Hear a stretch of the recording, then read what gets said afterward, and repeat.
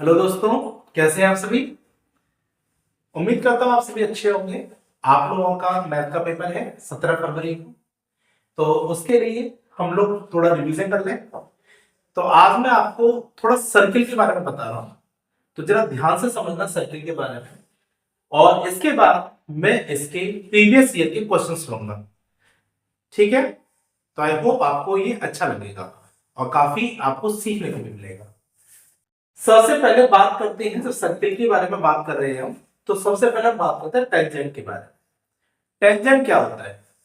तो ऐसा line segment जो सर्किल को एक पॉइंट पर टच करता है उसे हम टेंजेंट कहते हैं।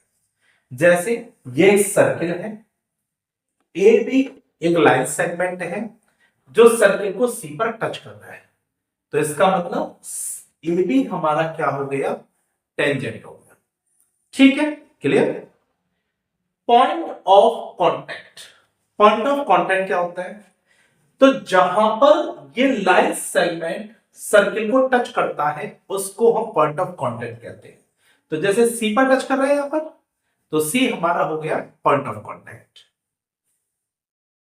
अब कुछ इसके बारे में जो इंपॉर्टेंट बातें हैं उन्हें जान लीजिए। पहली चीज, radius subtend right angle at point of contact. जो हमारी रेडियस है, ओसी हमारी रेडियस है, ये हमेशा टेंजेंट के साथ 90 डिग्री के एंगल बनाती है। मतलब जो ये ओसी है ये ए बी पर परपेंडिकुलर है, तो ये भी 90 का है और यहां से भी ये 90 डिग्री का एंगल है। तीसरी बात। चौथी, two tangents drawn from an external point are equal.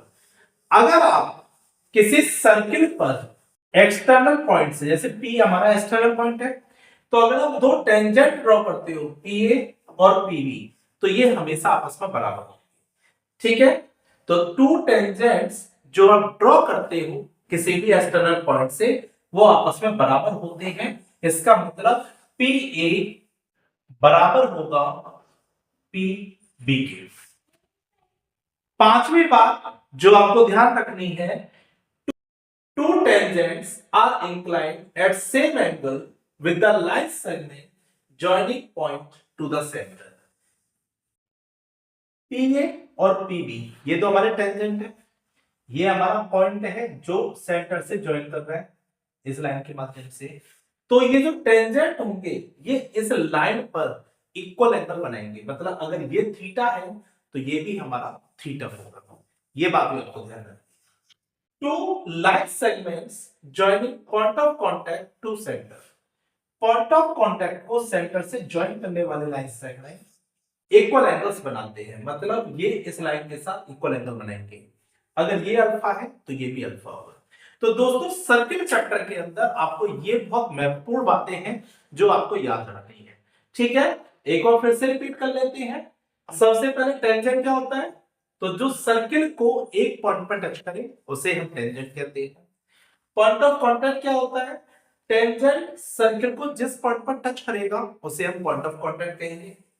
Radius right angle बनाती है पॉइंट ऑफ कांटेक्ट पे, रेडियस पॉइंट ऑफ कांटेक्ट पर राइट एंगल बनाती है टेंजेंट के साथ।